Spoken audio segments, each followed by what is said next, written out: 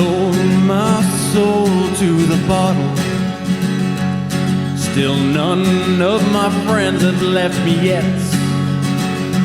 I'm the same man I was since the age of 13, and I've lived my life with no regrets.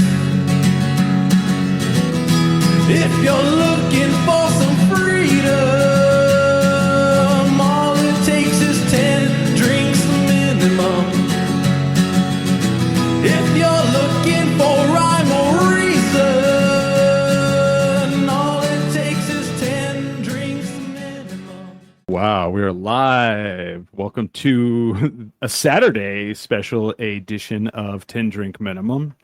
Let me just make sure everything is coming through here. Yeah, looks like it. So definitely a special edition of 10 Drink Minimum. I'm your host, Chris Burnett. This show is sponsored by Topo Chico Hard Seltzer. We don't have Smiley today because Smiley doesn't like 11 a.m. on any day. So I wanted to preface everything before I get into who's with me in the studio. We have a very special guest. So when I was a little boy, you know, a lot of times when kids are growing up, their parents are like, hey, I want you to be a doctor, a lawyer, an athlete, whatever. My mom wanted me to be a politician. She would tell me this all the time.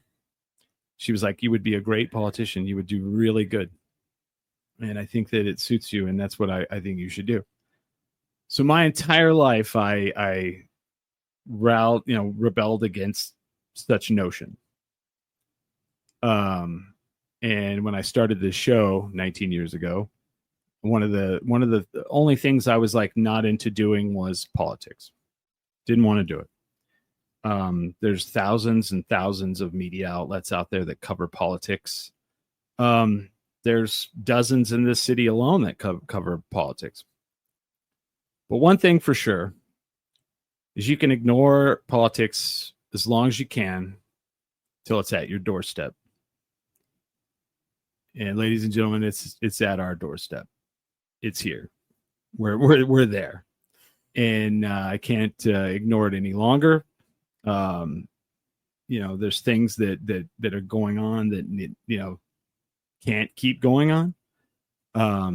And so I wanted to throw my hat in the ring, not for politics. I'm not running for office. Do not think that's happening whatsoever. But I wanted to talk to the people who are running for office. So without further ado, we have mayoral candidate Mayling Armijo live in the studio with us.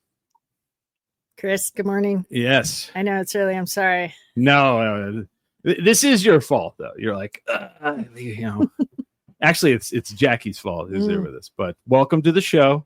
Thank you. That intro was kind of, out there. But I mean, I wasn't expecting it. But talking to you in the limited time we've talked, I feel like you're also kind of that person that you may or may not have wanted to be a politician either. But it's here. Sometimes you don't have a choice, right? In this sense, that's what I felt like. Yeah, I didn't feel like I had that there was a choice. And what's interesting is my mother always wanted, my tiger mother wanted a doctor and an engineer and all those things. Right. And luckily I had 5 siblings and one of them did something along those lines. Oh, good. So that was okay. So I had siblings to shed that responsibility too. Yeah. So. All right. So then you're the disappointment? Maybe. No, I'm kidding. I'm kidding. Some sense of the word, I'm sure. No. So tell us about your Mayling Armijo. Where are you from? I'm from Albuquerque, New Mexico. Do you hear that? She's from here. Yes. So I was born here. My father was born here, raised here, and his father. And so we've been here for generations. My mother is from Taiwan. Okay. He met her during the Vietnam War. And he was done with his tour, was stationed in Taiwan when we still had bases out there, and they got married, and she came and lived with him in New Mexico for a little bit. That's pretty cool. So you're born and raised. So I was born here. I was born here, raised here mostly, but my father got back into the military during most of my formative years. Vietnam wasn't enough. No, he's like, oh, I got to go back. And so, but then did come back as soon as, and so I went to UNM, graduated from UNM, and it's been here ever since. So here, gone away, here, came back, been here for 30 years straight now. Oh, so, yeah. Yeah. So you're a citizen of Albuquerque. Citizen of Albuquerque, yes. Right. I mean, that's the thing is like, I say those because like it's one of those things where, we're as people from New Mexico, we're hesitant towards outsiders, I think, as a whole. You know what I mean? No, absolutely. Yeah. Yep. And that's kind of like part of, our charm. Like we're like, when you meet someone and you go, were you born here? They go, yeah. You go, oh, okay. And your mouth goes up a little bit and you're like, oh, okay, cool.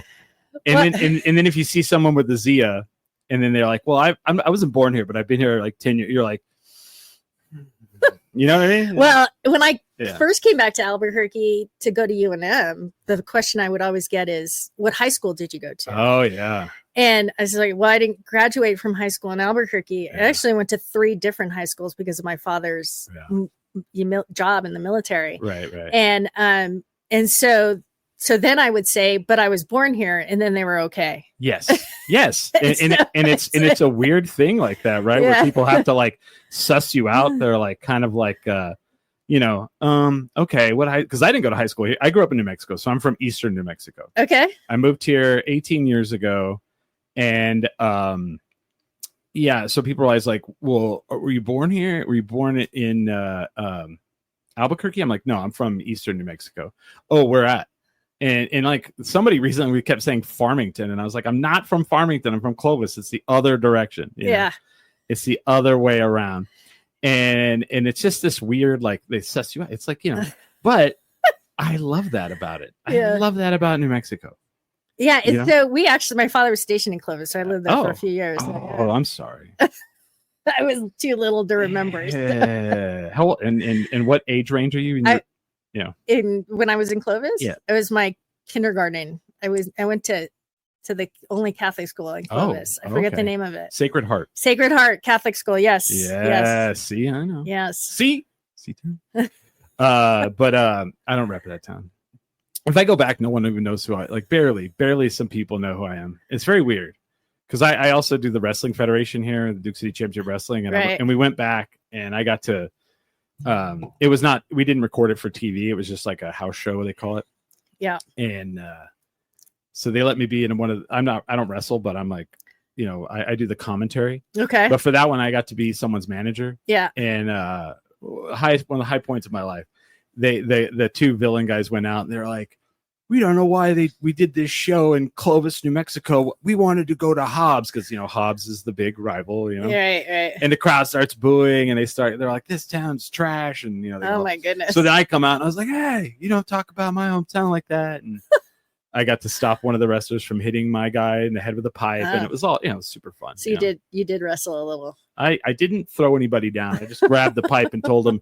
I went, no, and then he got hit and he got taken out and it was over. So gotcha. But so you lived in Clovis, but you've been around. You went to UNM. Yeah, so I graduated from UNM and then got my MBA in Albuquerque, and then and just worked. Started in banking and then went to the New Mexico Finance Authority, which is like a public finance company, and then worked for the state and then the county for many years. And now I work for a private company that does small business lending. Okay. So I've been around a long time. That's a pretty. And then on top of all that, I was deployed and am a Navy reservist. So you add that layer as far as all the things that I try to do in a day. Yeah. So how much longer do you have in the Navy Reserves? So I've been in for 15 years. So I have 5 more years. Okay. Yeah. So if you win this, you're going to have to do some of the Naval Reserve stuff while you're a mayor. Well, not entirely. They put what we call an MAS code or a code on your name, because if you're an elected official, they can't deploy you. So you're actually, I guess, on the bench while you're doing your political or term. I got you. Yep. Because you were like in Guam, like yes, a couple weeks ago. Yes. Okay. Well, yeah. I have to ask about this. Okay. So I can only I will tell you what I can. No. It's, trust me, I know exactly what you're talking about. We'll get into that after the podcast. Sure. So whenever I hear Guam, yeah, like people don't ever say it like in a good light. And so I Googled it after you told me you were there because I've always heard like, oh, we were stationed in Guam. And I Google it and I'm like, Guam looks amazing. It is. It's a beautiful island. Beautiful. Like beaches. Like who's upset there by the beach? You know? I have no idea. I don't. So like, what's wrong with Guam? Like the people hate it. Well, I think it's so remote, but it's got all the amenities. You're not it's one of, as far as deployments go, it's one of the nicest locations I've been to. I think there's not a lot there. So it's more oriented to families. Oh, okay. You know, and if you're a young person who likes to hike and do outdoor stuff, that's absolutely the location. Because I mean, I found myself when I did have free time, I was either at the beach or trying to do a hike, and they have some beautiful hikes there. Yeah. Waterfalls. It's almost like a small version of Hawaii. Okay. Yeah. Yeah. I was like literally looking at it. I was like, wow, it looks like Hawaii. Yeah. But much further and harder to get to. Yeah. So it's a hard flight. The jet lag on that was rough. Oh, I bet. Yeah. It's pretty terrible. So you're in the Naval Reserves. So you're definitely like, you know, on the side of like veterans and whatnot. Absolutely. Yes. Yeah. My father was a veteran. So Vietnam War, all that stuff. So yeah. So it's a big deal. So so you went to UNM, Naval Reserves, and then you do small business loans, banking. Right now, yes. Yeah. Yeah, that's pretty awesome. So I like everything you're saying. Like, because like when you look at an elected official, you want leadership. You want somebody who's going to be a friend to the small business, you know, and then someone who's like from your neighborhood, right? Sure. Yeah. And I mean, you know, you probably get a lot of cred because you went to UNM, right? Yeah, I hope so. Yeah. I mean, Lobos, right? Yeah, absolutely. Everyone's a Lobo. So what made you decide to do this? Because it's crazy. Is it not? Is it more than? Is it not? Okay, hold on. Has it been more than you thought so far? It has been. Okay. Yeah. As soon as we announced, it's been more than I thought. You know, we were most weekends. Yeah. You know, my family and I are together, and so, not anymore. Most weekends we're hanging out, and I think I remember the day it was actually my turn to host, and so we were at my house, and we were talking about, you know, who's going to run for mayor, and we're still far out from the election, but people were asking like, who's, you know, is the current administration's term is almost up, you know, who's going to do it? And then I had already been talking to some friends about the idea of it, and so I said it to my family, and they were just 100%. Every single one of them was like, let's do this. You absolutely have to do this. Hey, let's do this. And by us, we mean you. Yeah, exactly. And so I think what really made the decision was my two sisters and I were talking, and both my sisters have children, very young children that live in Albuquerque. Okay. And the idea is what are we as the current generation doing to make Albuquerque better for the younger generation coming up? Right. So what are we leaving our kids? And so we're like, if we in the thought process, we said nobody has, even currently, or who have ran in the past, have my experience, my passion, and my level of results that I've gotten done just in the different things that I've done in my life. And so they said, we got to do this. We're all in. And they have been. Right. The whole family's been super supportive. And then what's great is my father's family's been here for years. And so like cousins and aunts and uncles, and everybody's just coming out of the woodwork and helping. So that has been really encouraging and important to see, and has been super helpful. And then you get the other side of things where it's like, there's no way it's not going to happen. You know, like you don't have, they talk about name ID and all the things on why, and you get a lot of that. And you get a lot of opinions and advice and all the things.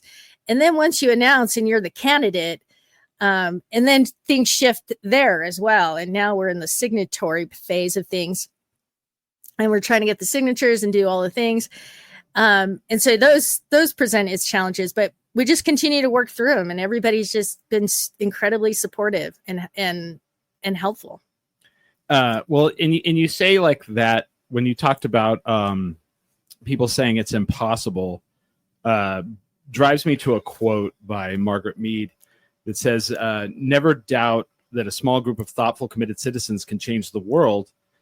Indeed, it's the only thing that ever has. And I always hate when people look at the odds and something that's insurmountable, and they're like, well, it can't be done. You can't do it. 4 Minute Mile, whatever. I look at my friends from Dry Heat Comedy. When my friend Sarah moved here, she's a comedian, moved back here. She's from here. Mm-hmm. Laughs had been gone for 20 years. Right. And everybody's like, there can't be a comedy club here. It just can't sustain. Mm-hmm. Well, not only did they open a comedy club, they did it without alcohol, and they sustained it for 3.5 years. Wow. Yeah. And then 2 more came in after them. Mm-hmm. And they were money driven, money funded, and had alcohol. And then all of a sudden now we have 2. Mm-hmm. So as soon as people say, instead of saying, no, it can't be done, they say, yes, we can, let's do it. And then show people, then all of a sudden it's like, oh, well, we can do this. Right. So when people tell you that it's insurmountable, I mean, right. When Obama ran, people said, there's no way that guy's going to win. Yeah. That's true. And I remember when he, my parents were very like Hillary, and I was like, okay, I get it, and I'm like, do we want, the Clintons again? And then I heard someone's like, Obama's going to be in Santa Fe, and I drove up there, and there were so many people. I think they could hold 2,000, and there was 8,000. Yeah, I was in that line. I couldn't get in. Yeah, and so we were outside. Yeah, you and I, we were outside, and he came out and he spoke to us. I remember. Yeah, and I was probably like 15 feet away from him. Oh wow! And I go back and I call my mom, and I'm like, yeah, he's the guy. This is the guy. Yeah, I remember that. Dude. Yeah, this is the guy. Yep. And I'm sorry, this is it, man. He's got it. Yeah. He's the one. And I mean, he definitely when he, after he left office, there are a few, as anyone, a few things that he could have done better. But overall, like in my life, I'm like, Absolutely. So when people tell you this can't be done, they, that's because they don't think they can do it. Yeah. So, probably very true. What they don't know is that just drives me to want to do it more. And so I'm like, okay, all right, well, let's go. Let's show you how it's going to get done. Yes. I agree. And so far, what's been the largest challenge you've had? I think it's really getting the name idea out. The biggest challenge is, life happens. Yes. We announced, the Navy called me up and said, hey, we need you to be out in Guam for a couple of months. Mm-hmm. And so not being here, being able to focus on the campaign has been the biggest challenge.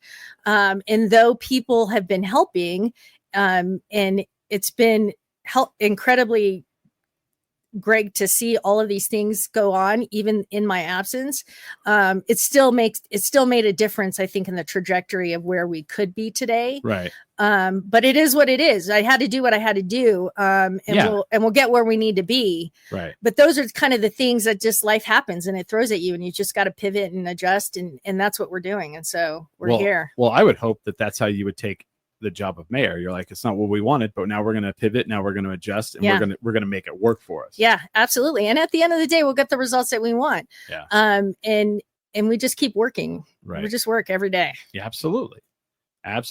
So when you first started, like, okay, so I'm going to preface this. I voted for Keller both times.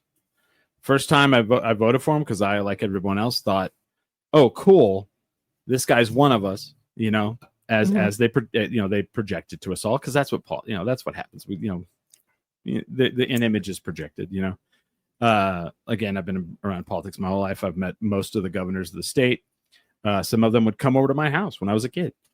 But I voted for him, and then begrudgingly I voted for him the second time, not because I wanted to, because there was just nobody else. There was no choice. Like they literally left us no choice. And it was like, do I want the guy who I feel like, and this is my opinion, the guy, Brody, the guy I feel like doesn't do anything, or do I want the two guys that seem like they could make it worse? Brody. You know what I mean? But like, so now you throw your hat in the ring and I see it and I'm like, okay, awesome. Here's somebody who is different. Here's somebody who sees things not only different from the current administration, because you are a different person than, absolutely. Sees things differently than me. Being a person of color, being a woman, being, all these different things. And so I'm like, okay, I'm my attention, you have my attention. And then I hit you up. And then the things you've said so far, I'm like, okay, here we go. We're on the right path. So what kind of things do you think, what are the problems of living in Albuquerque? I think we have so much potential as a city. We always had this. If you talk to the business community or any community, everybody talks about our potential. The question, I think the challenge that we have is harnessing it and constructing a reality where we achieve our potential. Okay. And that, I think, is the hardest right part of living here. And there is accountability and culpability on both sides. If you want to say it's a political side, it could be both sides. Mm-hmm. You could be so many things that you could say, well, it's this or it's that. My thought process is let's understand that we need to take accountability for whatever has happened, focus on the problems, and harness our potential. Because if we don't, it will just continue to erode. Yeah. And that, I think, is where people are really struggling. So even as we're out today, and this is why my attire is, we are out in the sun today trying to collect signatures and talking to voters. A lot of them will just say Albuquerque can be better. Mm-hmm. And in some cases, a lot of them say we were better. And in my mind, I was like, we have to achieve our potential, which is, we were maybe better than we are now, but we have not achieved our potential. And that's what I want. That's what I want for the city. Yeah. And I hear what you're saying. I understand that. It's like, the dog's like, she's trying to like say hi. She's like, do I like you? I think I like you. I feel like, to me, our two biggest issues right now are crime and shelterless, homelessness, whatever word you want to put on it. In the last 2 months, someone was murdered right over here, one street over here. And then someone was crashed into my neighbor's right out here on the street that you guys pulled in. I had to ask the cops to move because a car crashed into the wall because someone had shot him and killed him, and he crashed into the wall. I'm assuming he ran from wherever they shot him and he died while driving. But that was all within a month and a half, the last month and a half. And this is not a neighborhood like I don't live like where everybody's like there's just bullets flying.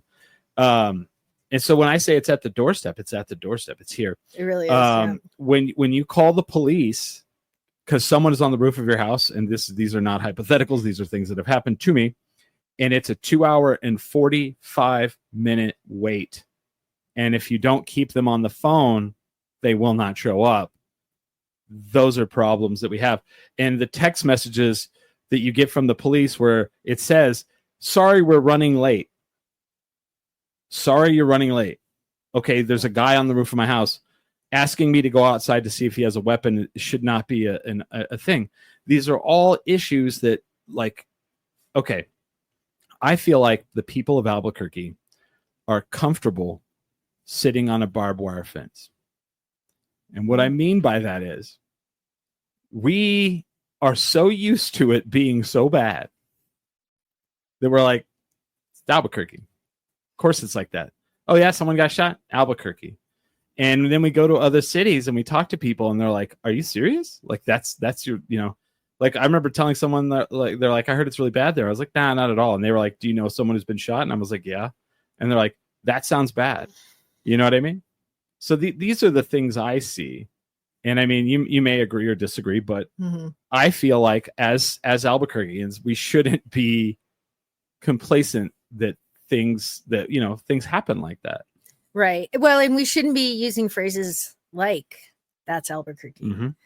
But we do, and we do, and those are things that erode our potential, right? And so in crime and homelessness are big issues, and crime is my number one priority, as far as focusing on things that need to change within the political construct at City Hall. I mean, there's just so many things that need to change, and all of the things that just between the DWI scandal and having you got to that before I did. I know. And the National Guard, like calling in the National Guard and then saying they're going to be wearing polos, but they're on the side of the street in their uniform. And was like, what's going on here? It makes message, right? Yeah. What is the messaging? What are you trying? Because if you're sending messages to voters, or are you sending messages to sorry about that. Are you sending messages to voters? Are you trying to send messages to criminals? Because my thought process was the voters aren't the problem, it's the criminal. No, exactly. Like, what do you mean we're the problem? It's like, are we still live? Make sure we're still live here. Oh no, we are. Okay. It is one of those things where it's like, I keep seeing, like, there was you brought it up, the scandal with the DUI. Like, number one, that's been like one of the biggest problems in Albuquerque since I moved here is DUIs. And the only thing that I ever saw that helped it was Lyft and Uber coming in, and they tried to stop that from coming in. They tried to actually put that down until literally it was shown that it actually slows down DUIs. And then now we find out that not only, all right.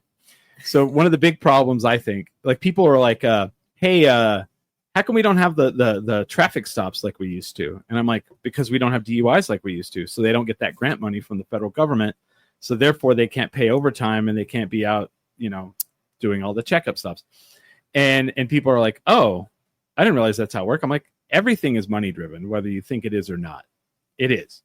And, anytime they say it's for your safety, always be, because we used to have the red light cameras, right? And then people were mad about that. And they're like, but it's for all of your safety. Well, then when it cost too much, they got rid of it. And so then I guess it wasn't for our safety anymore. Yeah. Right. Yeah. Yeah. I remember, I think it was under the Berry administration, they'd put it up, or no, it was prior to him. I don't, but I do remember that it went to the voters. Right. For the red light cameras, and they voted it down. So they got rid of them, and then recently they're bringing them back. Yeah, they're not red. They're not the red light ones. They're the just speed cameras. Oh, and I used to be against those, and they put one on Gibson, and I drive to Gibson. I drive to work down Gibson every morning during the week. And the first week they put that one up on Gibson, they clocked someone going 120. Wow. And I was in over here on this street, 8th Street right here. Yeah. People drag race down it. And I used to live off Broadway. And in the 7 years I lived off Broadway, I saw 3 cars flipped. It's a 35-mile zone. Wow. How do you flip a car in 35 miles zone? So I'm not totally 100% against them. I get it. But, I don't know. I feel like boots on the ground is much more effective. Yes. Yeah, for sure. Yeah. So, I mean, as if you're elected mayor, what would you do for, what would be some of the things you do to help with crime? So the first thing is to change out leadership. Yes. We need some accountability, and there needs to be some changes just within the leadership of APD. Because I don't know that there's been, I do know that leadership has not been held accountable for what's going on. No. I mean, we had all these scandals come out, all these different things. Well, did you see the hit and run by the cops the other day? There's 2 cops in a hit and run. No, I did not hear about that one. They're supposed to stop a hit and run, and they do a hit and run? Oh, no, I wasn't aware of that one.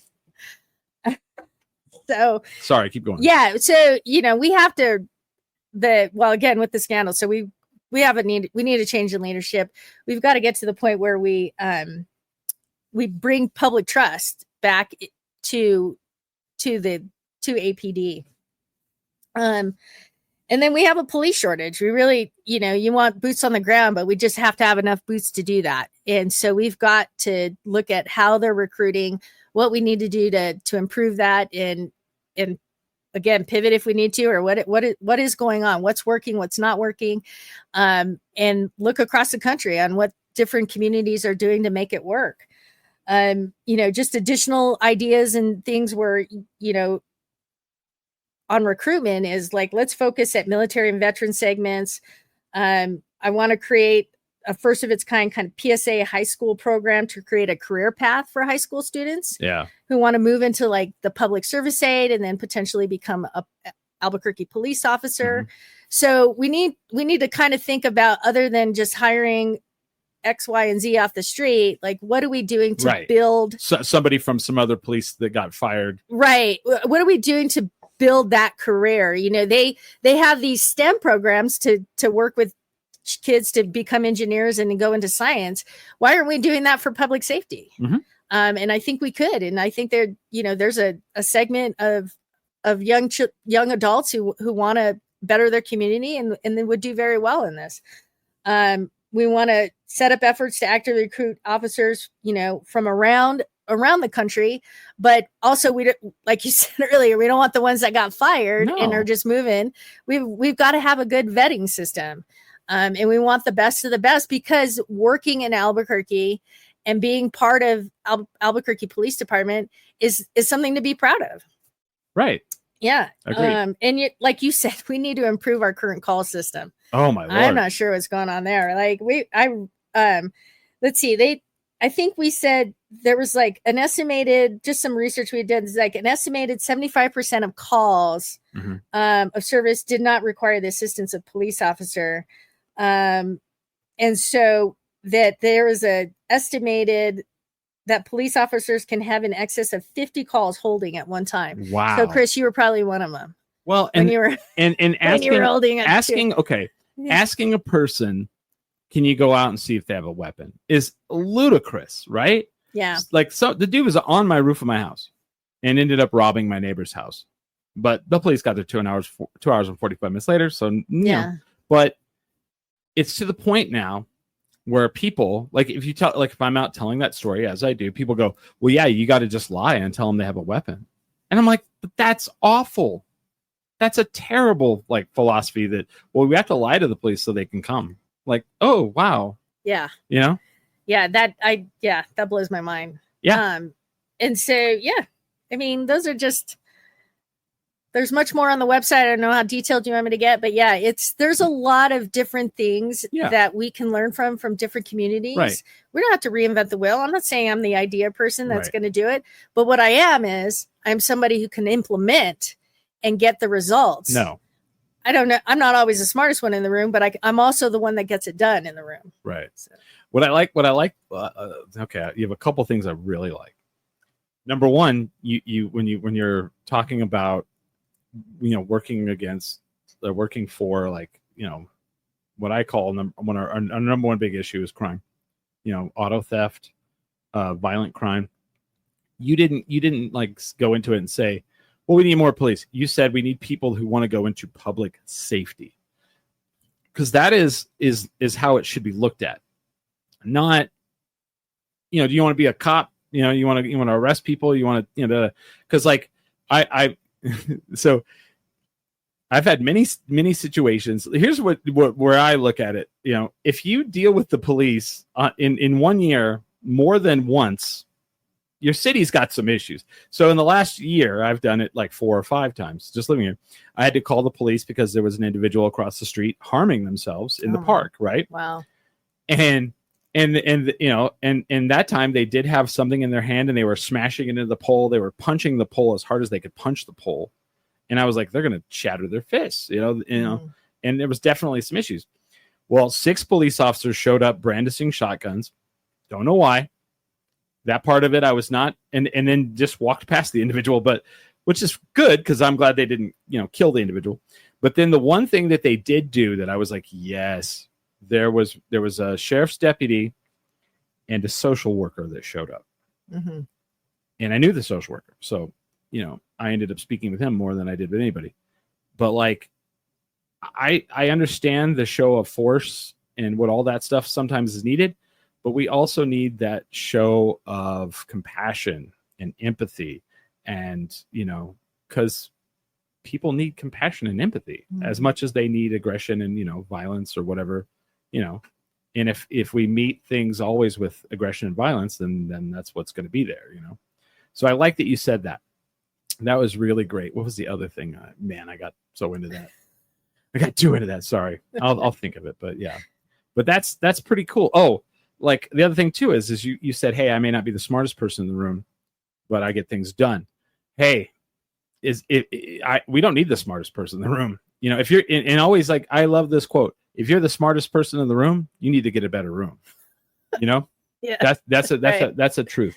But like, if you're a person that's in that room and you're like, hey, I don't know anything about that, I'm going to go find the person that does, and I'm going to bring them in, and then we're going to listen to that person. We're going to figure it out. That's how it goes.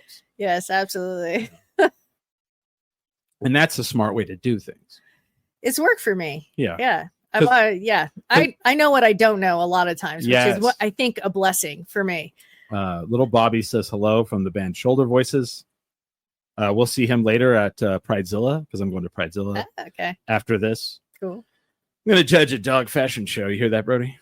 Take that in your wiener dog face. So, but as a city, like, I love the potential thing. I feel like we do have a lot of potential. My problem is, like, anytime someone in power says, "Don't you want progress?"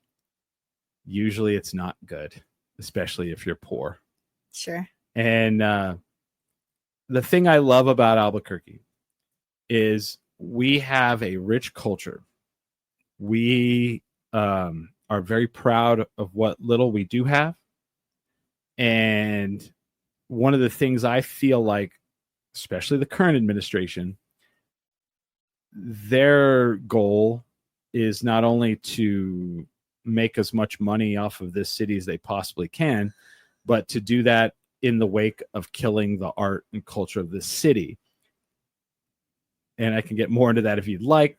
I have the 70-something page plan that the city has for downtown that I don't like.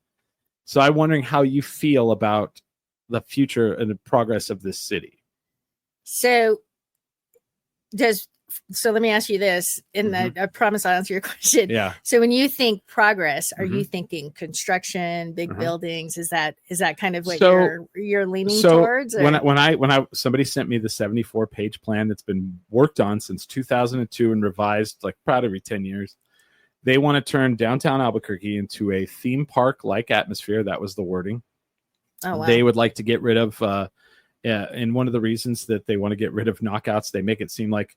And I'm no way, shape, or form advocating that I agree with what knockouts business practices are, but in the guise of this is an unsafe place, we want to get rid of it in order to get rid of it so investors aren't scared away. Because in that, like, so knockouts, they tried to get rid of it through a health department, they tried to get rid of it through the fire department. These are things I've heard. And then the kid shot the guy in there, and then all of a sudden they went, "Aha, you messed up, we got you." Oh, wow. And knockouts went, "No, you don't," and is fighting it. But in the 70-something page plan is a thing that says no zoning will be allowed for any adult entertainment. Well, if that goes into effect, knockouts is there, they're grandfathered in.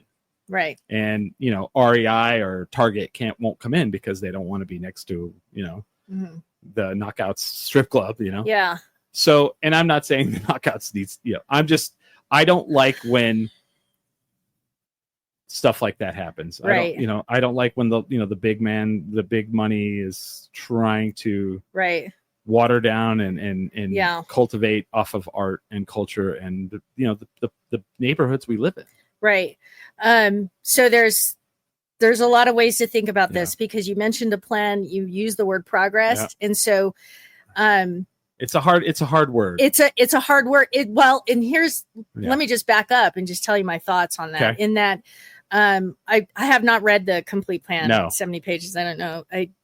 yeah, that's a lot to look Yeah. to read. But I will say this, that when it comes to downtown and the development or redevelopment of it, you're right. The sanctity of the arts and culture part of it is threatened by that type of progress. Yes. Does that make sense? Yes. Okay. So, but let me say this, in that you need to have, Albuquerque can only get so big before we start hitting reservation land, right? Yes. So when we think of economic development or development, we have to think infill development.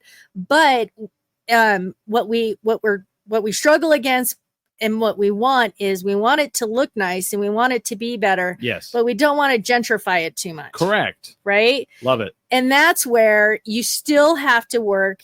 And you might not agree with this. You still have to work with the development community and with the communities to come together with that plan. And what not having read it, what I'm hearing is that I don't know that the community had a lot to say in that plan. Right. It sounds more like the development community was like, hey, this is what we need to bring a Target and REI in. Yeah. So this is what I need you to do. And I'm just using those examples. Right. No, I understand. And you're saying this is what we need you to do that. But what Knockouts doesn't prevent is a small business going in, REI-like company, or a small grocery store or anything. They don't care about Knockouts. No. Because when they're operating, Knockouts is closed. Correct. So it's not a thing. And so what I'm hearing is that there's not a bridge between the development community and the community. I'll tell you, absolutely, that's exactly what it is. Yeah. And when I said the Target and REI, because in the plan it says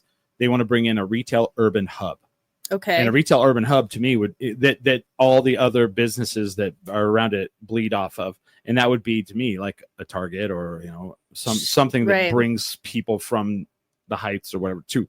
But okay, I'll tell you that you're right, because I'm friends with a lot of the people who own establishments downtown. Right. And one of them that owns multiple venues agrees with me. And someone who owns 1, 2, 3, 4, 5, 6 businesses downtown is leery and afraid of what the city is going to do. So you're telling me that you weren't involved in that? You own 6 businesses downtown. So that's a red flag for me. Yeah. Yeah. Sure. Yeah. And it's a red flag for me, because it's like, it's like you want to change the face of what this community. And when I say community, I live downtown. You guys see where I live. This is my community. These are my friends. My friends live here. Yeah. The people who come down and work down here, those are my friends. You want to change the face of what that looks like without talking to them, then that tells me that you don't want them involved. Right. Yeah. And do I think that downtown has dilapidated buildings? Yes. And people go, well, what they should do is allow small businesses to move in there. And I'm like, those buildings are so dilapidated that there's no way a mom and pop could go in there and gut it out and pay for it all to be fixed and then make any kind of profit later. The city would have to do that for them. Because I've been in some of those buildings. The old Alibi building is really bad. Right. Really bad. And some of them are vacant. Yeah. They're owned by out-of-state owners and they're vacant. And they have no incentive to put a business in there. No. Because it's a tax write-off. Yes. So. Correct. Yeah. And I've watched the city try to fight that. And with the nuisance abatement with the homeless, they're like, if the homeless are in front of your place, we'll send you we'll start finding you every day. And it's like, okay. They're trying to like build a case that they're a nuisance. And I get that. But like the Gizmo building is being taken over by Sherry. What is her name? She had the Sanitary Tortilla Factory, and and she turned that into a whole gallery space. Okay. And she was traded the Gizmo building. Now, thank God, Sherry is handy and can build a house. She's in there gutting that whole place out. Wow. And they're gonna move all art spaces into that. And those are the kind of things that I feel could turn downtown for the better. More art spaces, more, like if there are places where people want to go that are positive and not necessarily Uncle Cliff's, or or what do you want to call it, or Cliff's, whatever it is. But like theme parky, no, I don't want theme parky. We have places for that. I want places where I can go on a date, or an urban, fun, adult, right, cool, safe, place. Like downtown El Paso. I don't know if you've been there in a while. I have, yeah. It's nice. Whoever planned that, let's hire those people. Right. That's what I. We don't have to reinvent the wheel. People have made this work. It can happen. Yeah. We can have that. What you're envisioning, that can be downtown Albuquerque. Yes. Well, I had a friend from Chicago come in, and he'd never been here, and he comes in and he's like, "Man, this is like downtown Minneapolis before they ruined it." Oh, he's like, this place is great. He's like, do not let them ruin this. Mm-hmm. He's like, you don't know what you have until they've ruined it. And I'm like, yeah, I know what we have here. Like we have a cool, like bohemian, there's so many DIY splits, art spaces, venues, fun, cool things that like big money wants to capitalize on, but ruin at the same time. But that's a whole nother deal, It's hard. It's hard to walk that line. It is, because money moves the world. It does, and you have to have entrepreneurs that really want to take a lot of risk. Well, and we do. Don't get me wrong. We have, and they're in downtown right now doing it. And so you're right. The city has to be able to bridge that gap. Yes. And has it done it? It doesn't sound like it, according to this plan that you mentioned. I mean, they've been working on it since 2002. And again, if you bring it up, Albuquerqueans go, it's never going to happen. And I'll look at them and I'll go, it is happening. They're doing it. Like they're doing it, and they're doing it slowly. And one of the reasons I don't, first of all, I don't think that any candidate should be a 3-term person. Oh, I agree. I don't understand why that's even allowed. We cry and scream that in Congress that there should be term limits, where at a local office you can run for the leader of the city for 12 years straight, 16. I don't know how, was there a limit at all? I don't believe there's term limits. That's the thing too, that is ridiculous. Right. No one. If he was the best mayor ever, I would be like, I think we should see what else we can do. Yeah. We should see another perspective, right? Right. Absolutely. So I don't know. I'm very passionate about all of this, if you could tell. Yes. It's good. It's good that you are. Yeah. So, I mean, we're going to take a break here in a little while, but is there anything like, what do you want to leave us with after this first hour? I think after this, my big thing is let's meet our potential. Let's achieve our potential and do better. Yeah. Because we can, and we will. Yeah. I think so. I think the hardest thing for, you and I is that people think it can't be done, and it can. Can we reach the potential this city should have? Can we be, like El Paso? I mean, El Paso, when I was a kid, was a awful place to go. I'm not going to, I should go to, and then I remember the first time I went back, my friend was like, oh, I'm going to go. I have a friend that's down there. And I was like, and then I went and I was like, oh, I Googled it. Yeah. And El Paso won like safest city in the United States 5 years in a row. Right. Right by the border. Right. Yeah. You throw a rock and hit the border. Hit El Paso or hit Juarez. And when you go to their downtown, like the last time I've gone, I've done their El Paso Comic-Con 2 years in a row now. Right. And I was ecstatic to go this last time because it's such a cool downtown. Yeah. There are so many cool things to do at night. And what they've done with their like empty buildings where they've gutted them and then they've sold them to people. And then like they've built in like small, like 500 square foot apartments that they rent out for Airbnb. Like for me, I'm not a big Airbnb person because I think they come in like, people come in and buy a bunch of houses that people could live in. But if you were to take like a building that's like dilapidated and done, but the structure's good, and like build little apartments inside and just rent those out for people to, for $90 a night to stay, which El Paso has done. I stayed 1 block from the Civic Center where the Comic Palooza was, $90 in a place that was not a livable anything probably 2 years ago.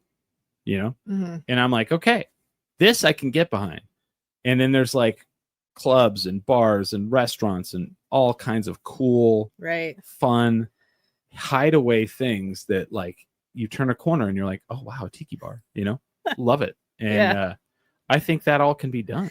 Absolutely. You just need the right leadership. Yeah. I'm here to do it. All right. Okay. I guess we'll work hard to get you elected, I guess. Okay. We're going to take a break. We'll be back in about like 10 minutes, maybe. Everybody's got to go to the bathroom and get another drink. I'm drinking, definitely. But, because this all, it's a stressful, it's a stressful world we live in. But I want to thank Mayling Armijo. Can they go online and sign up for you to be on the ballot? Yes. Yeah. If you go to the website, there's a yellow button. Click on it. It'll take you to the petition sign up. Yeah. And when is it? June 21st? First, yes. So yeah, go sign that petition so she can get on the ballot. In my opinion, the more people running, the better. I mean, that way we can find out who's going to be the best candidate, right? But definitely so far you've been the person that I'm like, okay, I like this person. I think you have the potential to go in the right, I don't know, your politician could flip in a minute. I'm just kidding. I'm kidding. But we're going to come back in like 10 minutes and we'll talk more with Mayling Armijo. And with that, we are 10 drink minimum. All right, we're back. It's 10 drink minimum. It's Billy / Wavy Hour. I'm your host, Chris Burnett. This show is sponsored by the Topo Chico Seltzer. I always love when people go, really? It really is? Like, yes, I am a professional. Believe me. And Smiley's not here today because it's the morning and he doesn't get up. But we are here with mayoral candidate Mayling Armijo. Welcome. How are you? Good. How are you? Feeling good? You feeling good about that first hour? Yeah. It's great. Yeah. She didn't even cuss me out at this in the middle of being like, why did you ask me that? She did not do that. So yeah, so far so good. So let's get into a little more of things. Oh gosh, here we go. Little Bobby from Shoulder Voices, Topo Gigio, really. Little Bobby, what do you want? What are your like fears for the city that you want to address with Mayling Armijo? What are you looking forward to, or in the next election, or what do you want out of a candidate? That's what I have a question for Little Bobby for. Little Bobby is the lead singer of a band called Shoulder Voices. You know the band. They're playing later at Pridezilla, which I will also be at Tractor Brewing, Wells Park. So definitely come out, say hello. I think Smiley and I are going to podcast from there a little later today. So cool. Yeah, but because we're all over the place, and we're very LGBTQ friendly on this show. We're allies, so to speak. Speaking of that, like nationally, we the world is definitely, I hate to say scarier, but it is. And like the thing that's really amazing, like I was talking about this yesterday, after the election, the national election in last November, one of the positives you could take out of it was our state was blue. Like definitely blue. But as Albuquerque, like what do you look for? Like, how would you be helpful to the LGBTQ community? Like, what kind of things do you feel need to happen or need to keep going? I think for me, the biggest thing is homelessness. Yeah. In that when you look at the numbers, especially in teen homelessness, 40% are LGBTQ. Right. And that's scary. Yeah. So it's and I don't know, and I haven't found anything where we specifically address such a large percentage. Right. And why don't we? So for me, that's the big thing when it comes to LGBTQ issues and concerns. And then like you pointed out, we don't have a lot of the laws and certain things that other states are trying to pass to limit the rights of the LGBTQ or women as well. Right. Just the basic rights of women in addition to that. So it's comforting. We live in like you said, a blue state, but also very scary that our brothers and sisters in the community are facing a scarier time wherever they may be living, if not in New Mexico. Right. Well, it's interesting to me because, it was not brought to my attention. I mean, was it in my mind? Yes. But it was brought to the forefront of my mind when, so I do a thing once a month called Alma's AAA Cabaret, where I go and I sit in me and this chair go to the Box Theater downtown. You move this chair? I do. It's really not heavy. Okay. It's not heavy at all. Okay. I mean, I want to say maybe it's like 40 pounds. Okay. Yeah. Okay. It's very stage friendly. Like no, like stage proppy. Okay. Like it's not comfortable at all. Oh, okay. But like it's one of those things that could be moved. It's like literally like if they had to pick it up and run it off stage, it could be done. Okay. Yeah. But anyway, the chair goes. I don't get to sit in it at the cabaret. I sit on the side, but like it's very it's like The Voice, where I'm like, I thought that your dancing was great. Singing, I'd like to see you get a little bit better. You get a B. That's what I do. Yeah. Right. I get to judge people and tell them that they suck, Sure. And it's hosted by a drag queen named Alma. And my thing is like, I grew up in this ultra conservative part of New Mexico, and, homophobia and racism were a part of life. And it didn't always feel comfortable to me, even though that like I would be in the minority if I was the one who spoke out against it. So then when I finally got out of that, I was able to, change the way I thought about people, and in a way that was, not only more comfortable for me, but to me, the right way you should do things. Sure. And so now when I see people that are LGBTQ, I don't see them as like, oh, I see them as other people that are equal to me and we all should be the same. Yeah. And so Alma is like, I'm like, you should come on the podcast so you can promote the, the thing.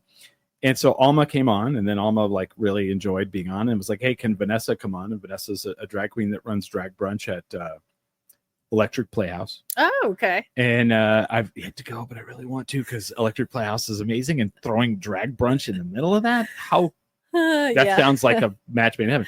So they both came on, and then I don't think anything of like them being on, other than they are talented people, and that's why I had them on the show. Sure. And so then Alma's like, yeah, I'm performing at the social club. So I go to the social club, and I'm sitting in like we walk in and we pay, and like I'm old and I'm tired, and I'm like, well, I don't want to stand up. I'll go pay and get us the table that's left. And and they're like, it's in the front. Are you sure? And I'm like, I am absolutely fine with this. Because and their thing is like it's it's a drag show. They're gonna go up to everybody who's in the front. Yeah. And you'll be involved. And the whole first half, nothing. Wow. Nothing. And then in the second half, they right away come out and they're like, we have a celebrity in the crowd. And I was like, it's gonna be me. I know it is. And they call me out, and I stand up, and I'm thinking like they're gonna like just point out who I am. No, they thank me for promoting and being an ally to the community. And like all of a sudden I'm like was very overcome, because that is very important. And I'm like, oh, and they're like, and then they were like, thank you for being an ally in these scary times. And then all of a sudden I was like, okay, you are right. This is scary times. This is, like, I don't want to say it's civil rights of the 60s, but I think it could be there. I mean, yeah. And I think it is. Yeah. So like for our state in our city, this is as important as it gets to me. Sure. Absolutely.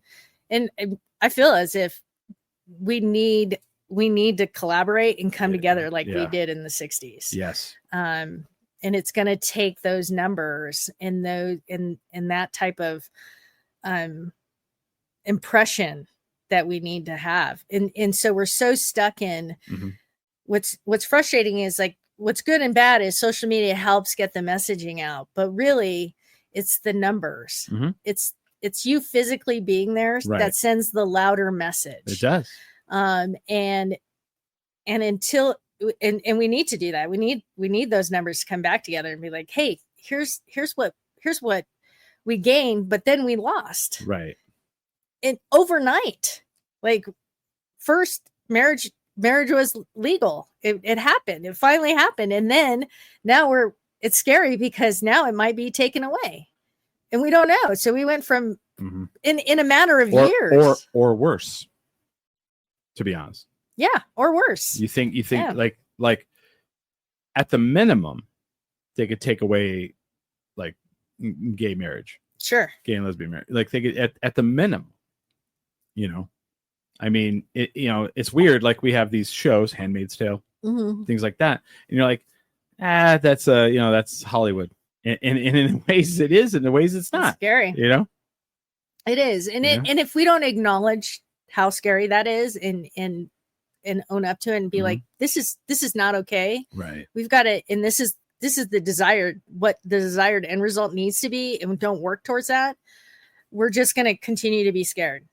And we've got to flip the script and be like, no, this isn't okay. And we're going to do this, and we're going to do it together. Right. And I feel like those of us who don't have the fear, well, first of all, here's the thing. And I'm not talking to you, I'm talking to these people out here. Just because you don't have fear about what could happen to you now doesn't mean they won't come for you next. That's a fact that's happened throughout history. They're like, oh, well, it's not us. They're going after them. Well, it's easy to be okay with it until they are coming after you. So, it's really easy to do that. It's really easy to stand on the side and not say anything because you're not the one they're going after. Right. Right. And, it's 2025. Why are we doing this, man? Why are we here again, man? I don't know, but that's why we do things like this, so that people can hear and they can see and they can go, oh, wait a minute. Yeah, I mean, we have to stay vigilant. That's what this has taught me, is that we can't ever get comfortable. No, we have to stay vigilant. Right. Yeah. Constantly. So, as someone who for mayor, I mean, I feel like you would be LGBTQ friendly. Is that right? Yeah. Yes. All right. Yes, absolutely. Yeah. You're not going to be throwing people in camps. No. All right. No. But what if someone comes here and they want to throw people in camps? I'll do it. Yeah. Not going to happen. Not if I can help it. Right. They'll probably throw me in the camp then too. Yeah. So, because I won't do what they want. No. And like, who was it? Was it a mayor of Chicago, or somebody from Chicago was like, when they were talking about, going into the cities and cleaning, and sending with the ice and all that. And the mayor said, you're not going to come into my city. You have to go through me. And I'm like, these are the people we need, I feel like we've taken a step back as a country about 25, 50 years. And the only way that we can get back, it's really weird. The way I was on stage at the Kiva Auditorium with 3 of the actors from Lord of the Rings. Oh, wow. Sean Astin, Elijah Wood, and whatever. Sean Astin went back to school and got his master's in like civics, some sort of like political science. And he's like, recently, he's very avid, like, and he was like, with what's going on in our country right now, the only way we're going to fix it is through state and local government. And I was like, I agree 100%. And I mean, so, this election in November was very important. And it blows my mind because like it seems like an odd year for an election. Like, right, it's off, right? Is that normal? The mayoral election's always been off from like the federal, and then even our governor election is not in line with the federal elections. I don't know why they do that. I'm not sure the thought process behind it, but yeah, but they have done this for some time. Yes, it is weird, right? Yeah, I agree. Yeah, because it's already hard to get people out to vote, and then just why spread it out? Like which is the dumbest shit to me. Like the biggest difference you can make in the world is to go out for like 30 minutes because there's no election that happens in the state of New Mexico that's hard. You know what I mean? Mm-hmm. I mean, I get it. Like if you live in like Oxford, Mississippi, they make it hard on purpose so that you don't go vote. They do that. Yeah. Like I didn't know this. Like I didn't realize this. I was dating a woman from Oxford, Mississippi, and she said we have one place in town and it's a 3 to 4 hour wait to get in. And I'm like, wow, because they don't want Black people to vote. Wow. Yeah. Or any kind of like poor or marginalized people, because they don't let you off of work either. Mm-hmm. So who's going to go vote? Rich white people. So yeah. So here in New Mexico, we have no excuse whatsoever. Right. We make it very easy. Make it very easy. Yeah. And the people are like, I didn't do it. Like, yeah. Well, especially in Bernalillo County. I mean, Linda Stover did a great job of doing like the mobile voting. Yeah. Just all the different voting sites and everything, and right. which we continue to enjoy today. But yeah, you're right. There's no excuse not to vote here. So no. And we do early voting so you can avoid the lines right. on election day. You do absentee, so you don't even have to come in and see people. You can do right. Yes. So, yes. And we don't even care. We're not going to go like, I don't believe your absentee vote. We don't get into that here. So no. But I feel like this is probably like, and I know this is always said, but like for the city of Albuquerque, this could be one of the most pivotal like votes mayoral elections we've had in a long time. Because I mean, we are at that point. We are at that point where, we have a decent sized population. We have a lot of people moving into our city that they want to change it to what they want it to be, and not what not what we as locals want it to be. That's the other thing I wanted to ask you about. I feel like and I may be wrong, because I may not have all I get my information from the people I know that don't have a place to live.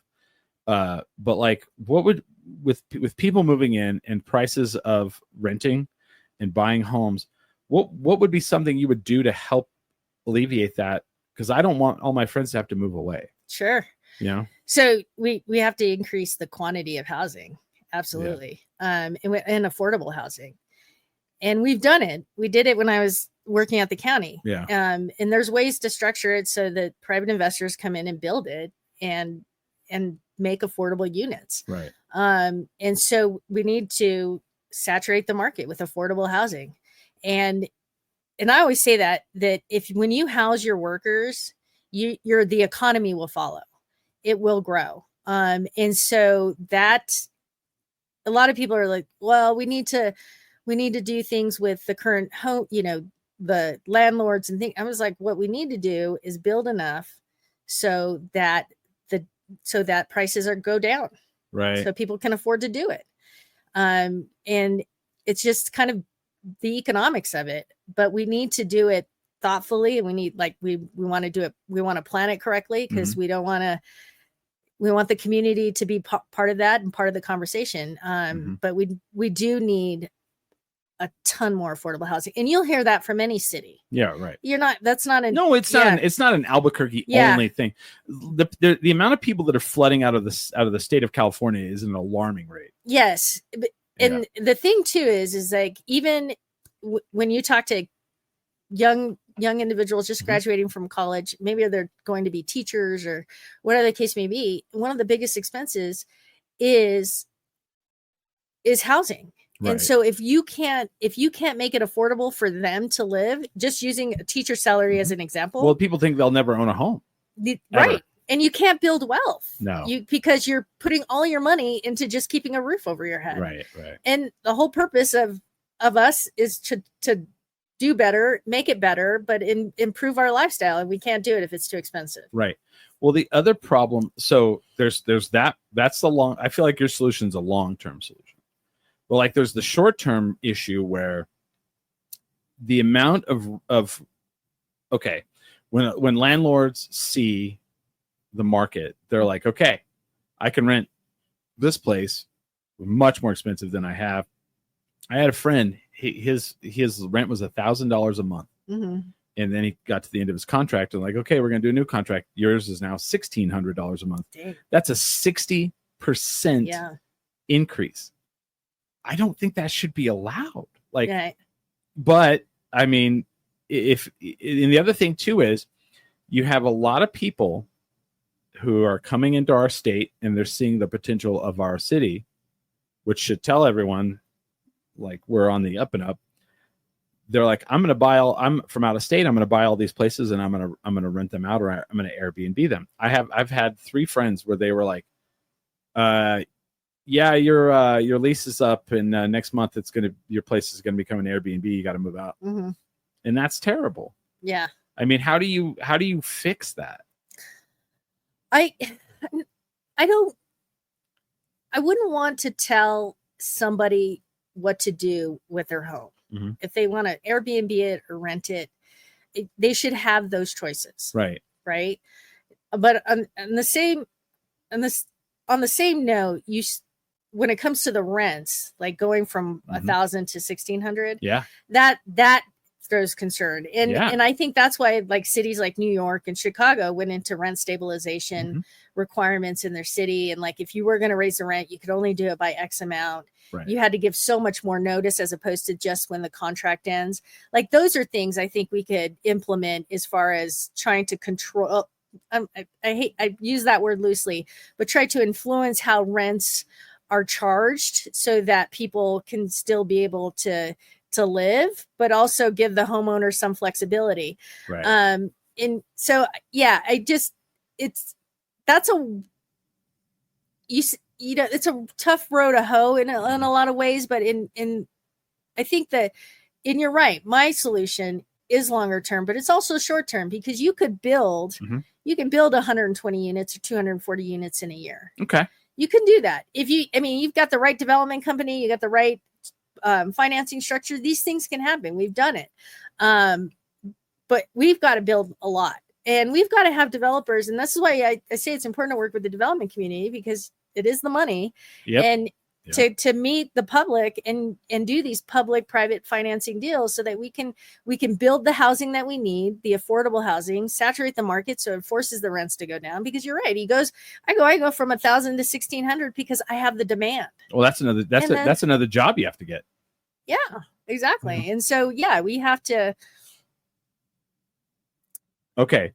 So little Bobby says, I'm a property manager with long-term leases only. Could we please eliminate Airbnbs from single-family homes? So let me. Okay. So you said like, I hate to tell someone what they do with their home. My problem isn't with a local who has another home and they're Airbnb. My problem is with these outsiders who are from Portland or LA and they come in and they buy 10 places and they don't live here. Right. And they kick everyone out of those houses. Yeah. And turn them into Airbnbs because this is a destination place for Hollywood, for people who work in Hollywood and movies, and that's what's happening. And like I've literally heard situations where a guy walked into a local bar downtown and he's like, "Man, finally I found a local bar." And the bartender's like, "What do you mean?" He's like, "Oh, I've been in town all week buying up places to turn into Airbnbs." And they're like, "So you're moving here?" And they're like, "Nah," and they kicked him out of the bar. Now, I understand. Yep. I thought the city passed an ordinance. Maybe they did. Yeah, I thought I saw that. I'll have to look into it. But I thought there was an ordinance that said if you don't live here, you can't have an Airbnb here. Okay. So they may have already implemented that. Oh, if that's the case, then that's news to me. Because I know in Georgia, they passed one where you could own 2 places and you have to live in one of them. Okay. In Georgia. Yeah. Yeah. And I'm like, and I looked at that and I was like, okay, that's, yeah. But like having, and I know, and here's the thing. I know someone who used to live here and he has 11 and he now lives in Colorado and just lives off those 11. Mm-hmm. And I'm like, dude, and I get on him. He got mad at me because I rallied against it on social media. And I was like, dude, you're keeping people from owning a home and you're benefiting it from right. Yeah. No, I would agree with you on that point. Like you need to live here if you're gonna be doing that. Yeah. Like I get it, like it's like driving for Uber. I'm sorry that the taxi doesn't exist because it's capitalism. Right. But little Bobby says this is what's happening in San Francisco in the area where I property manage. The short termers are also make terrible neighbors for the long termers that I manage. Right. Yeah. Short, people who move in and just are there for a couple weeks. Right. They don't add to the. So there's no investment in there. Yeah. So I think the word that we're all looking for is community. Sure. So if someone is here for like 6 months, they don't give a shit about the community. Why would they? Their community is where they're from or wherever. And I think the biggest problem in the world is we don't all focus on community, because where you live and the people in your neighborhood should be very important to you, and you to them. Right. You know what I mean? Yeah, absolutely. Yeah. I don't know. That's how I feel about it. There's no, to any of these things that I'm asking you about, there are no great solutions. There's no perfect answer for that, No. where somebody's going to lose, and who is it going to be? But the poor people. Yeah. Right? Yeah. Well, at the end of the day, I think we have to find a bigger solution. Right. My fear, little Bobby brings up the word Santa Fe. Santa Fe, I mean, you grew up here and I grew up here. Did you grow up here? Okay. When I was a kid, like when I talk to people about Santa Fe who don't live here, I'm like, when I was a kid, Santa Fe was a much different place than it is now. Mm-hmm. And I think Santa Fe is in a lot of ways a cool, interesting city, but in a lot of ways, like what we should not want to, like, we should look at as like danger. You have all these people who born and raised there can't live there. They have to live on the outskirts in these like weird little like communities outside of the city because they can't afford to live there. And I think as an Albuquerque person, I don't want to get there. And I bought my house in 2020, and I wanted it in this neighborhood here because I grew up in New Mexico, and I wanted to be in a neighborhood that was full of culture and art and New Mexico. And in 3 years of the first 3 years I lived here, my property tax went up $240 a month for no reason. Like they were like, So it went up in total. It went up 240 or year over year. In 3 years, from 2020 to 2023, it went up $240 a month. And and now when I tell people that, they go, well, your property tax goes up all the time. And I go, does it go up $240 more a month? And they go, no. And I was like, right. But why would that be?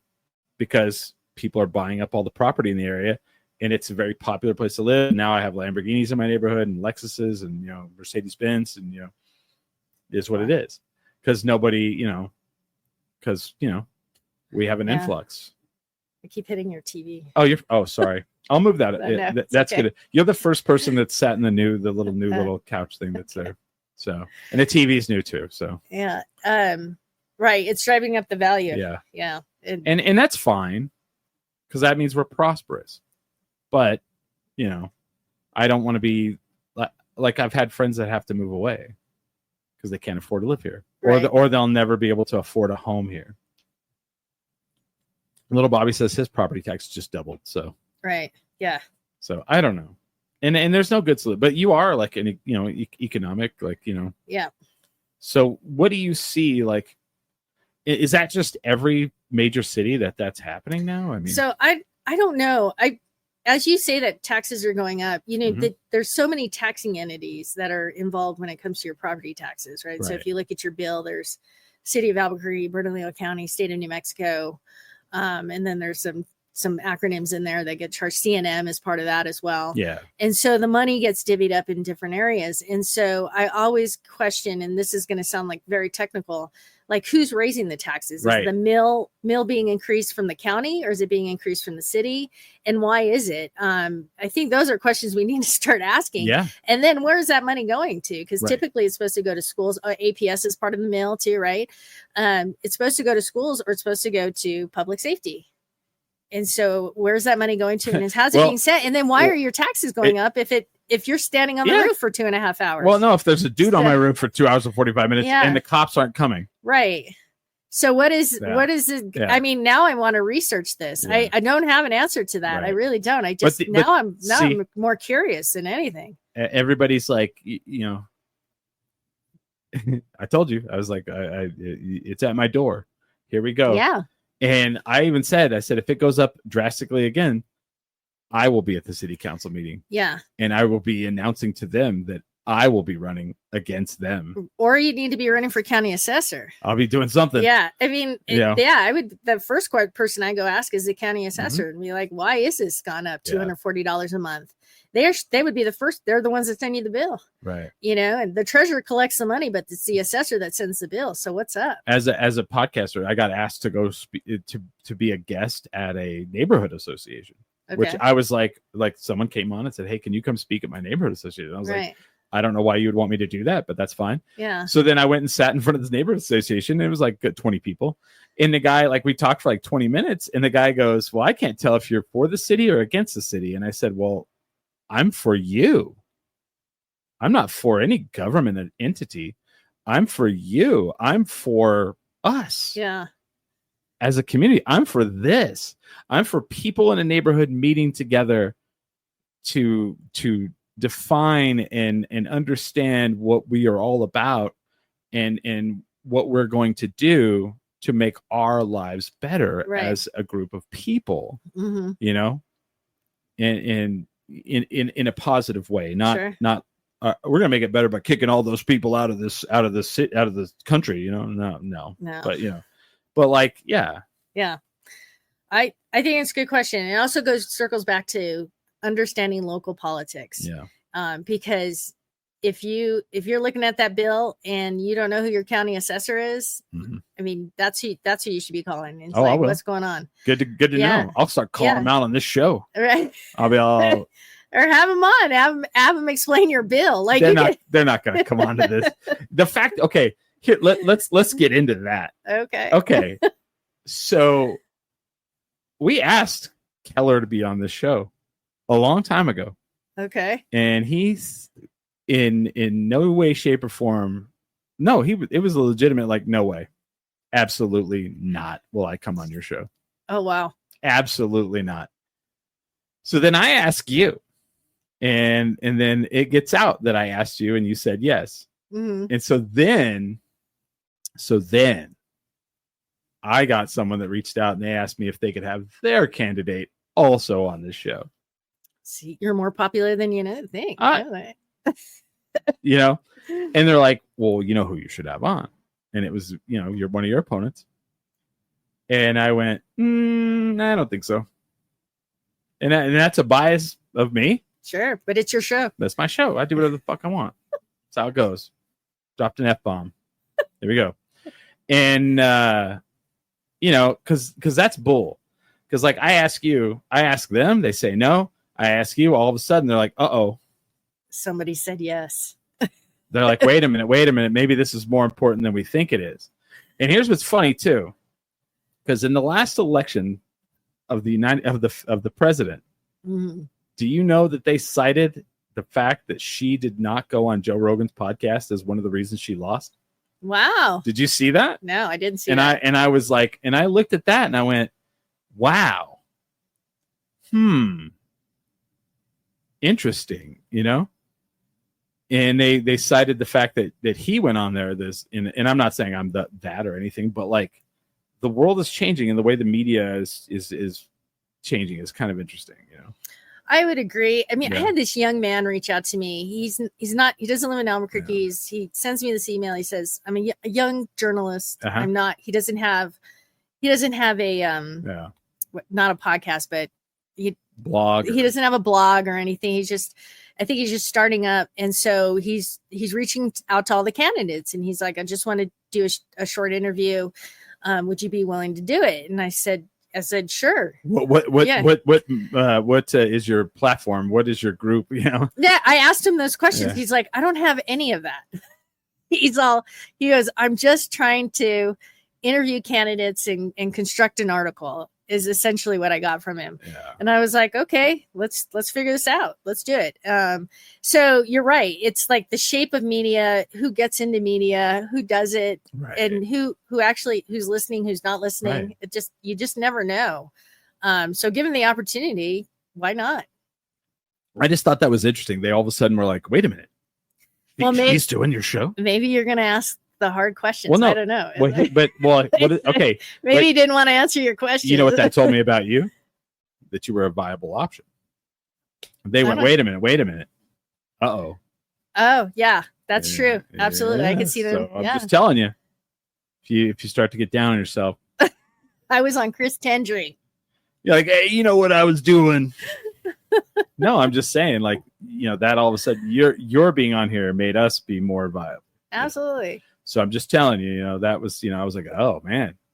And I don't know, man.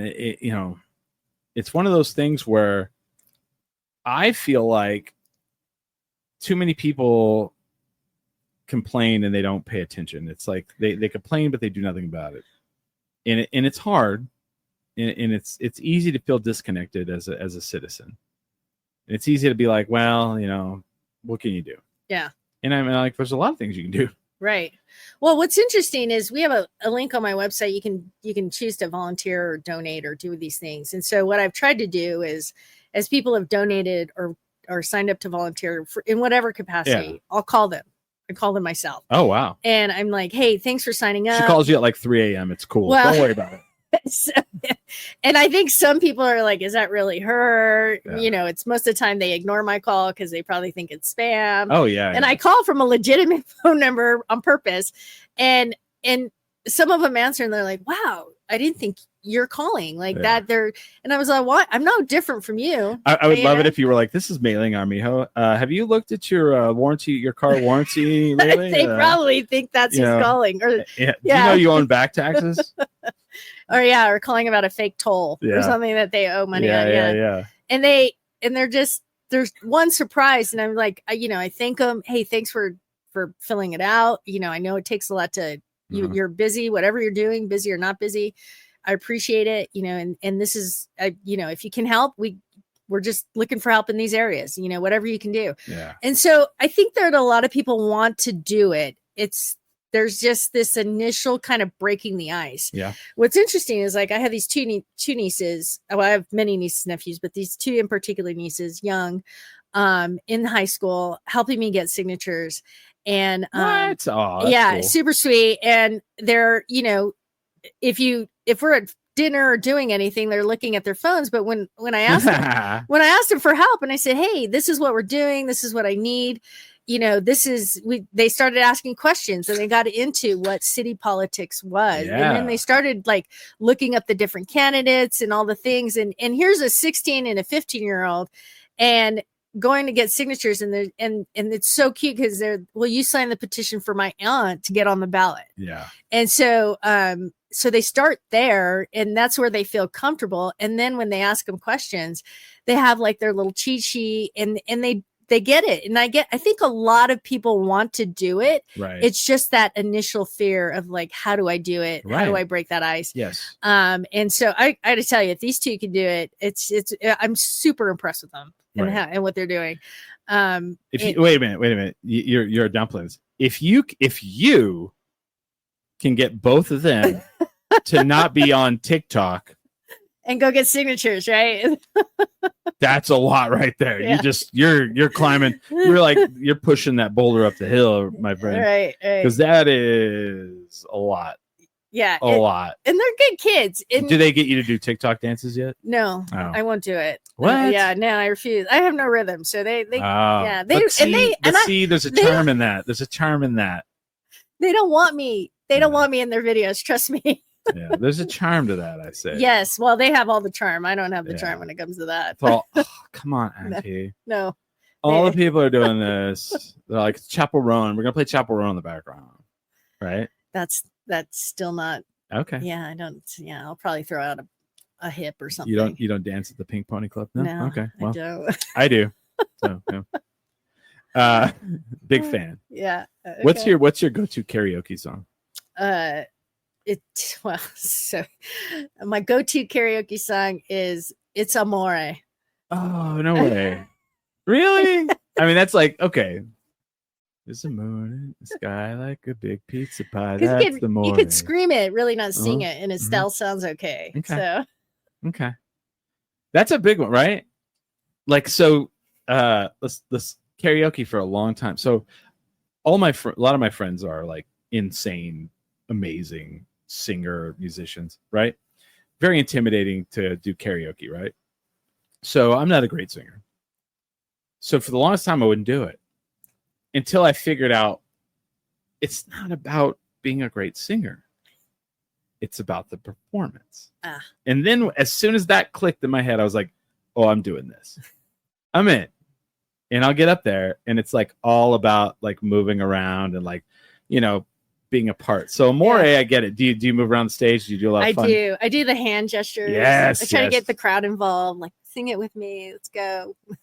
So, and it's usually after a few drinks too. So it's not. All right. What's your drink of choice? Beer. Ooh. Definitely. Yeah. Beer drink. What? Oof. What? Which brewery?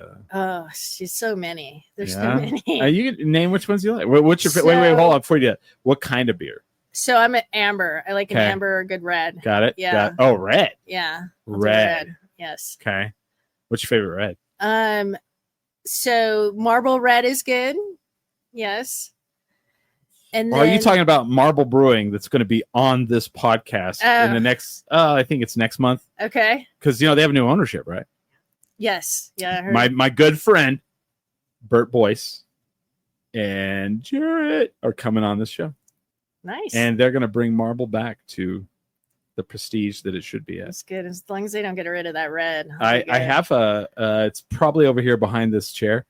Yeah. I have a original Marble red tap handle.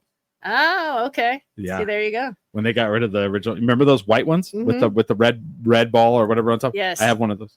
Yeah. Yep. They sold them for $20 and I was like, I'm getting that. Yes. So red. So you say Marble. Okay. Yes. Okay. The amber at Canteen is good. That's good. The amber that's off of Lomas, that brewery. Gravity Bound. High and dry. High and dry. Okay. Yeah, they make a really good amber. Yeah. I'm almost thinking about buying a house next to that. Wait a minute. If you win mayor, you're not going to move over to the country club area? No. Like the past people? No. Oh, okay. All right. Well, fair enough. I can't afford that country club, and so. Well, once you're the mayor, you can. No. Apparently. Well, I don't know how he affords that, but. It's called being heavy metal. Oh, is it? Oh, okay. And then there's another. Ex Novo makes a good amber. Yeah. They do. I like their Pearl Haggard. Okay, that's a good one too. Yeah. And then La Cumbre makes a great Oktoberfest. So like as we get into fall, the Oktoberfest. And then Rio Bravo makes an excellent Marzen. I probably sound like all right. You're a politician right now. You're just name it all of them. You're just we can talk beer all day. Let's do it.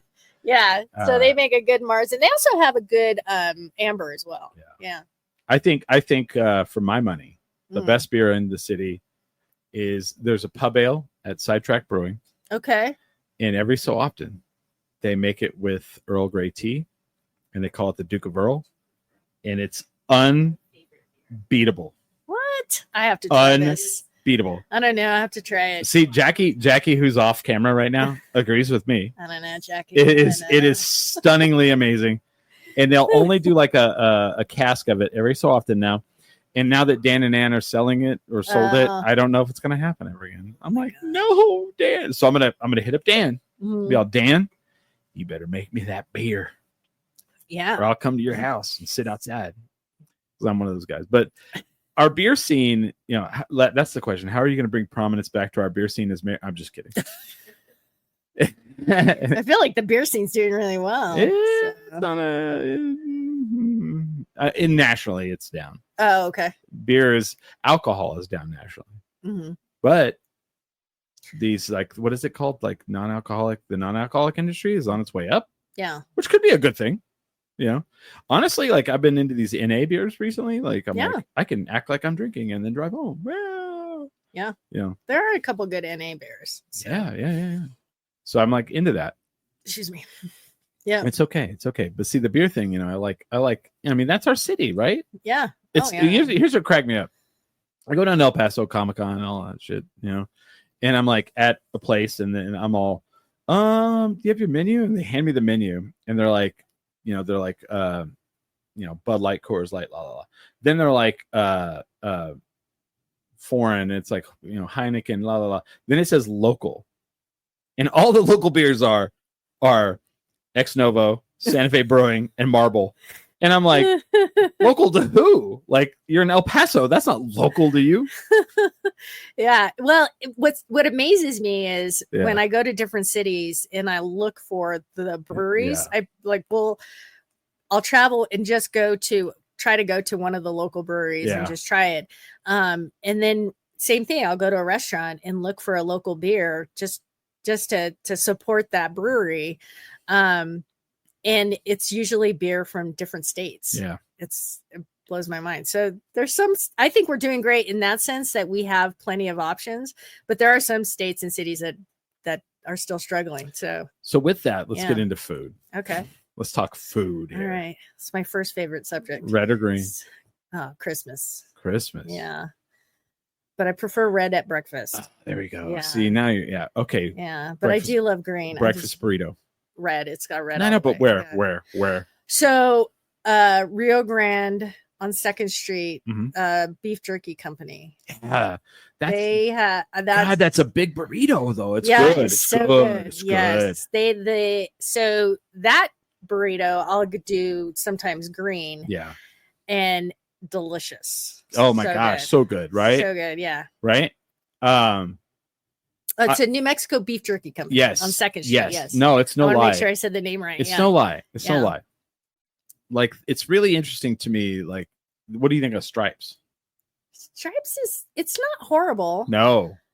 It's not. I mean, did you know that that's like the same people that owned like what's the ones who did the Breaking Bad Pollo Hermanos Twisters. Oh, is it? Oh, yeah, okay. yeah. They sold Twisters and then like opened that. I was like, okay. My dad's a big fan of them. I like them. I didn't want to. Right. And their chicken sandwich is amazing. I'll have to try the chicken sandwich. And they have chicken strips that are amazing. All right. Now I'm hungry. Golden Pride. Which number? Number 8. Okay. I always love that. Like it was funny because I had some friends visiting and we were talking about like New Mexico staples. Yeah. And I was like, everyone has a Golden Pride number, and all of a sudden the bartender goes, number 8. Yeah. And I was like, and they look at me, they're like, what are you? I'm like, I'm a number 9 and 2 carne burritos. One for after I ate the burrito and one for the fridge for later. Yes. Yeah. And my friend Ming, he's from the TV show Comic Book Man. When he comes into Albuquerque, he will leave the airport and go right to the Frontier. Oh, yes. And like, I tell people, they're like, oh, the Frontier's overrated. I was like, yeah, because you live here. Yeah. But if you don't live here, it's a very good introduction into our food.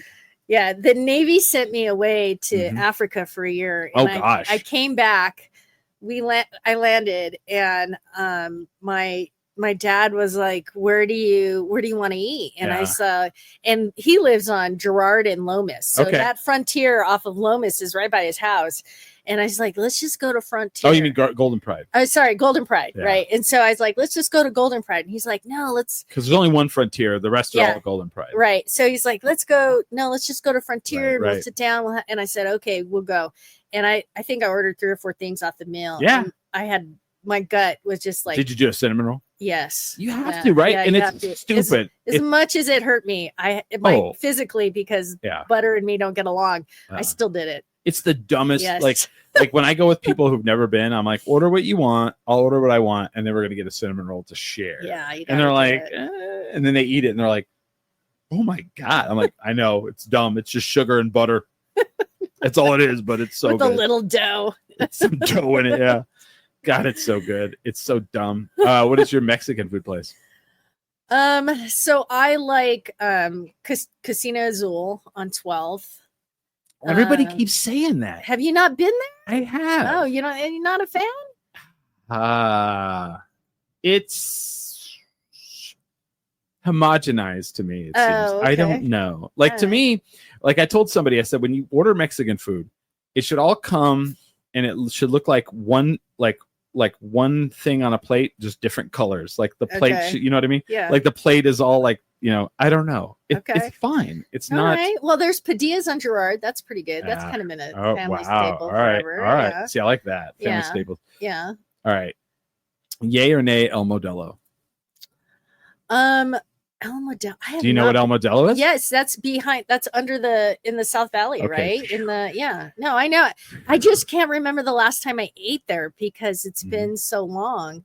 She's rich. She's not poor. No, it's a bit of a drive to get there, to me it's like I'll have 2 number ones and they're like, that'll be $22 and it's like food for 3 days. Yeah, that's for sure. Like it is a lot of food. And you do get your money's worth. It's good hangover food.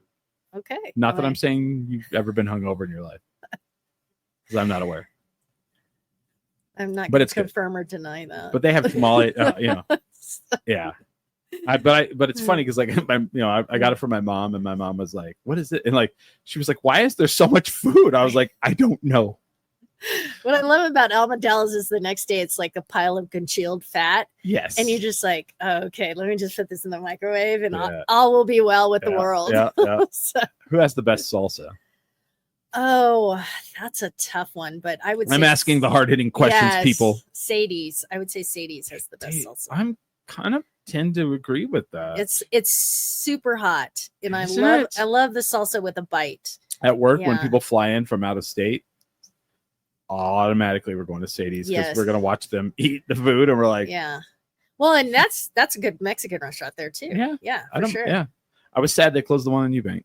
Oh, that's right, they did. Yes, but the problem I have with Sadie's is like, I'm going for lunch. I don't need 3 days worth of food for lunch. The lunch special should not be this big, like massive amounts of food.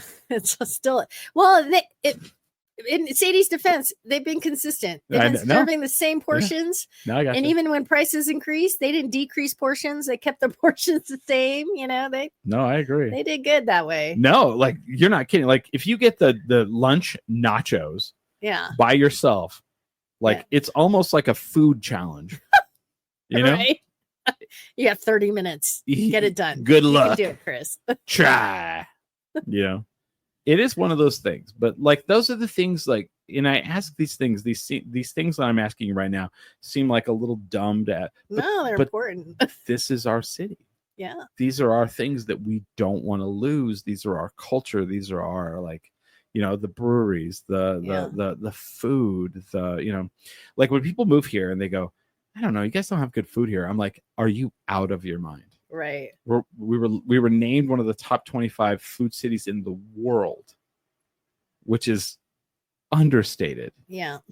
Understated, What is your favorite place to eat that's not Mexican food? My favorite place to eat that's not Mexican. Yeah.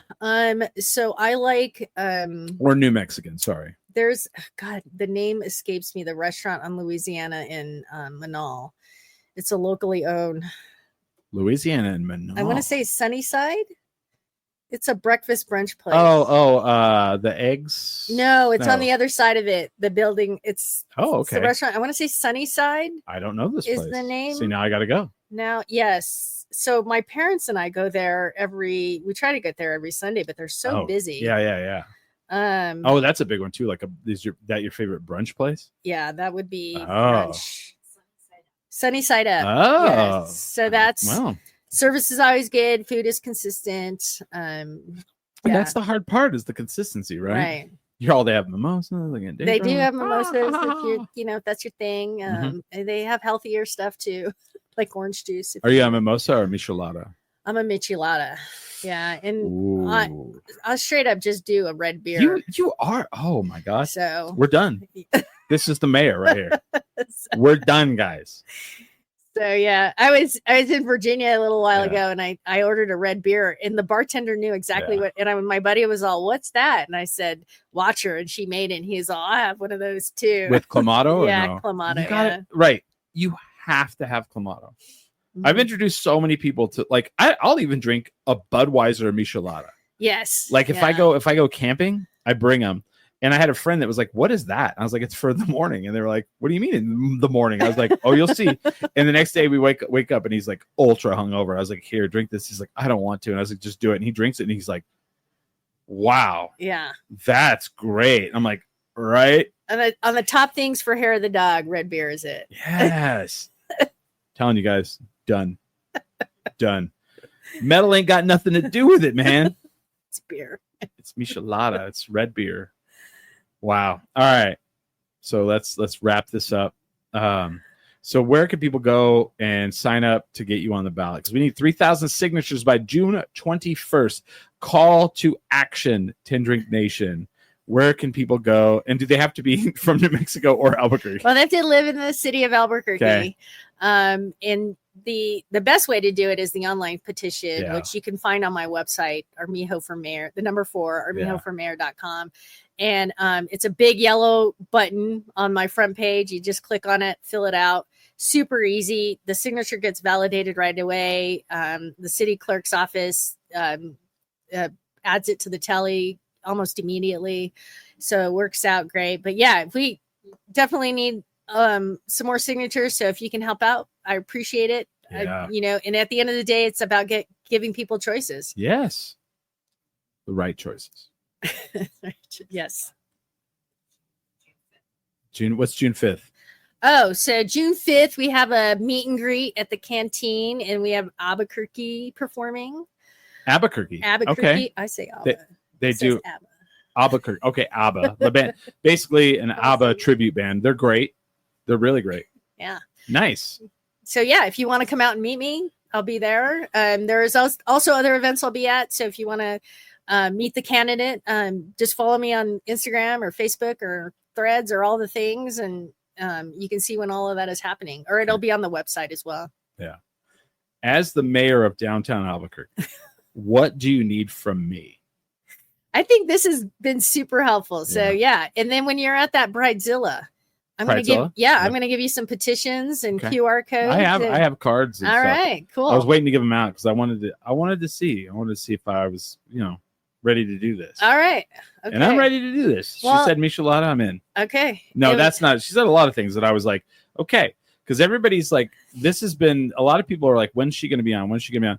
And they're like, and I told them like, she's, big, her two big issues are, crime and homeless. And they're like, but what about them? And I'm like, okay, well, we're going to ask those questions. So, and to me, I feel like you're the right direction.